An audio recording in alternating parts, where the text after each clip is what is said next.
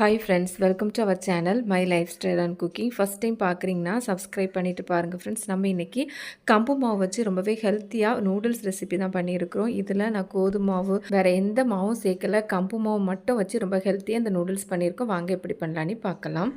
இது பண்ணுறதுக்கு ஒரு பாத்திரம் ஒன்று ஸ்டவ்வில் வச்சுருக்கிறேன். இதில் 250 ml கப்பில் 1 கப் அளவுக்கு தண்ணி வந்து சேர்த்துக்கலாம். இது கூடவே நமக்கு தேவையான அளவு உப்பு சேர்த்துக்கலாம். கூடவே 1 டேபிள் ஸ்பூன் அளவுக்கு எண்ணெய் வந்து சேர்த்துக்கலாம். இதெல்லாம் சேர்த்ததுக்கப்புறமா நம்ம நல்லா ஒருக்கா கலந்து விட்டுக்கலாம். இந்த மாதிரி நல்லா கலந்ததுக்கப்புறமா தண்ணி நல்லா கொதிக்கிறது வரையும் ஃப்ளேம் வந்து ஹை ஃப்ளேமில் வச்சுக்கலாம். இப்போ பார்த்தீங்கன்னா தெரியும், நல்லா தண்ணி கொதித்து வந்துட்டு இப்போ ஃப்ளேமை சிம்மில் வச்சுட்டு இதில் 250 ml கப்பில் 1 கப் அளவுக்கு கம்பு மாவு எடுத்துருக்கிறேன். அதை வந்து சேர்த்துக்கலாம். இந்த மாதிரி மரக்கரண்டி இருந்ததுன்னா அதோட பேக் சைடு வச்சு நம்ம கிண்டி எடுக்கும்போது நமக்கு கிண்டுறதுக்கு ஈஸியாக இருக்கும். இப்போ இதை சிம்மில் வச்சு நம்ம இந்த மாதிரி நல்லா கலந்து எடுக்கணும். இந்த மாதிரி பாத்திரத்துலேருந்து விட்டு வந்ததும் நம்ம வந்து ஸ்டவ் ஆஃப் பண்ணிடலாம். ஸ்டவ் ஆஃப் பண்ணிவிட்டு ஒரு 5 நிமிஷம் மட்டும் நம்ம இதை வந்து மூடி வச்சிடலாம். இப்போ இது இருக்கட்டும். 5 நிமிஷத்துக்கு அப்புறமா மாவு பார்த்திங்கன்னா கம்ப்ளீட்டாக சூடு ஆறி வரல, ஓரளவு லைட்டாக சூடு இருக்குது. இப்போ இதை நம்ம ஒரு பிளேட்டுக்கு மாற்றி எடுத்துக்கலாம். அடுத்ததாக இது கூடவே தேவைப்பட்டுனா கொஞ்சமாக மாவு கம்பு மாவு சேர்த்து இதை நம்ம நல்லா சாஃப்டாக பிசைஞ்சு எடுத்துக்கலாம். இந்த மாதிரி ஓரளவு ரஃப்பாக பிசைஞ்சதுக்கப்புறமா இது கூடவே 1 டீஸ்பூன் அளவுக்கு எண்ணெய் சேர்த்துக்கலாம். சேர்த்துட்டு நல்லா வந்து ஒரு 5 நிமிஷம் சாஃப்டாக பிசைஞ்சு எடுத்துக்கலாம். இந்த மாதிரி கையை வச்சு ப்ரெஸ் பண்ணி நல்லா சாஃப்டாக பிசைஞ்சு எடுத்துக்கலாம். இந்த மாதிரி ப்ரெஸ் பண்ணி பிசையும் போது மாவு வந்து நமக்கு நல்லா சாஃப்டாக இருக்கும். இந்த மாதிரி பிசைஞ்சு நல்லா சாஃப்டாக வந்து உருட்டி எடுத்துக்கலாம்.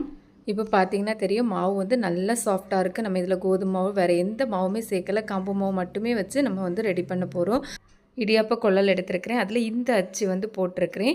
இப்போ கம்பு மாவை இந்த மாதிரி சிலிண்டராக உருட்டி அதில் வந்து சேர்த்து நம்ம வந்து பிழிஞ்சு எடுத்துக்கலாம். இடியாப்ப கொள்ளலில் அப்புறம் அந்த அச்சில் பிளேட்லலாம் ஆயில் வந்து அப்ளை பண்ணி எடுத்துக்கோங்க. எடுத்துகிட்டு இந்த மாதிரி நம்ம பிழிஞ்சு எடுத்தோம் அப்படின்னா ரொம்ப ஈஸியாகவே நமக்கு வந்து பிழியறதுக்கு வரும். இது போலவே நம்ம வந்து ரெடி பண்ணி எடுத்துக்கலாம். கம்பு மாவில் நிறைய அயன் சத்து அதிகமாக இருக்குது. கண்டிப்பாக வாரத்துக்கு ஒரு முறையாவது ஏதாவது ஒரு மில்லட்டை வந்து குழந்தைங்களுக்கு கொடுங்க. இப்போ நான் எல்லாத்தையும் இந்த மாதிரி ரெடி பண்ணி எடுத்துருக்கிறேன். இப்போ நம்ம இதை வந்து ஸ்டீம் பண்ணி எடுத்துக்கலாம். நான் இட்லி பாத்திரம் எடுத்துருக்கிறேன். கீழே ஸ்டாண்ட் போட்டு அதுக்கு மேலே இட்லி பிளேட் வச்சுருக்கிறேன். அதுக்கு மேலே இந்த ஸ்டீமர் பிளேட் வச்சுருக்கிறேன். தண்ணி நல்லா கொதிச்சதுக்கப்புறமா பிளேட்டெல்லாம் வச்சா போதும். இப்போ இதை நம்ம மூடி வச்சு ஓரளவு மீடியம் ஃப்ளேமில் ஒரு 15 நிமிஷம் நம்ம வந்து வேக வச்சு எடுத்துக்கலாம். 15 நிமிஷத்துக்கு அப்புறமா நமக்கு நல்லாவே வெந்து வந்திருக்கு. இது ஒரு 5 நிமிஷம் மட்டும் நல்லா ஆறி வரட்டும். அது வரையும் நம்ம வெளியே எடுத்து வச்சுக்கலாம். நல்லா ஆறுனதுக்கப்புறமா இதை நம்ம இந்த மாதிரி தனித்தனியாக எடுத்துக்கலாம். இப்போ பார்த்திங்கன்னா நான் எல்லாத்தையுமே எடுத்து ரெடி பண்ணி எடுத்துருக்கிறேன். இப்போ நம்ம இதை வச்சு நூடுல்ஸ் எப்படி பண்ணலான்னு பார்க்கலாம். ஒரு பேன் வந்து ஸ்டவ்வில் வச்சுருக்கிறேன். இதில் ஒரு 2 டேபிள் ஸ்பூன் அளவுக்கு எண்ணெய் வந்து சேர்த்துக்கலாம். எண்ணெய் நல்லா சூடானதுக்கப்புறமா ஒரு 4 பல் பூண்டு சின்னதாக கட் பண்ணி சேர்த்துருக்கிறேன். கூடவே ஒரு வெங்காயம் இந்த மாதிரி நீலவாக்கில் கட் பண்ணி சேர்த்துருக்கிறேன். இப்போ இதை வந்து நம்ம எண்ணெயில் வதக்கி எடுத்துக்கலாம். நமக்கு நல்ல கலர் சேஞ்ச் ஆகி வரணும்னு வேண்டாம், இந்த மாதிரி டிரான்ஸ்பரண்டாக வதங்கி வந்தால் போதும். இது கூடவே ஒரு கேப்சிகத்தில் பாதி அளவு சேர்த்துருக்கிறேன். 1/4 கப் அளவுக்கு கேரட் எடுத்துருக்கிறேன். கேரட் இந்த மாதிரி நீலவாக்கில் கட் பண்ணி சேர்த்துருக்கிறேன். கூடவே 1/2 கப் அளவுக்கு முட்டைக்கோஸ் எடுத்துருக்கிறேன். அதையும் இந்த மாதிரி நீலவாக்கில் கட் பண்ணி சேர்த்துக்கலாம். இதெல்லாம் சேர்த்ததுக்கப்புறமா தண்ணிலாம் எதுவும் சேர்க்காம அந்த எண்ணெயிலே நம்ம வதக்கி எடுத்துக்கலாம். நல்லா நமக்கு வெஜிடபிள்லாம் வதங்கி வரணும்னு வேண்டாம், ஒரு 75% மட்டும் நமக்கு வந்து குக் ஆகி வந்தால் போதும். இது கூடவே இந்த வெஜிடபிள்ஸ்க்கெலாம் தேவையான அளவு உப்பு சேர்த்துருக்கிறேன். சேர்த்து நல்லா வதக்கி எடுத்துக்கலாம். இது கூடவே பீன்ஸ் காளான் கூட சேர்த்துக்கலாம். இந்த மாதிரி நல்லா வதங்கி வந்ததுக்கப்புறமா இது கூடவே காரத்துக்கு நம்ம வந்து வத்தல் பொடி சேர்த்துக்கலாம். நான் இங்கே வந்து 1/2 டீஸ்பூன் அளவு வந்து சேர்த்துருக்கிறேன். நீங்கள் உங்கள் காரத்துக்கு தக்கன கூட்டியோ குறைச்சோ சேர்த்துக்கலாம். கூடவே ஒரு 1/2 டீஸ்பூன் அளவுக்கு சிக்கன் மசாலா சேர்த்துருக்கிறேன். அதுக்கு பதிலாக கரம் மசாலா கூட சேர்த்துக்கலாம். சேர்த்து நல்லா ஒருக்கா கலந்து எடுத்துக்கோங்க.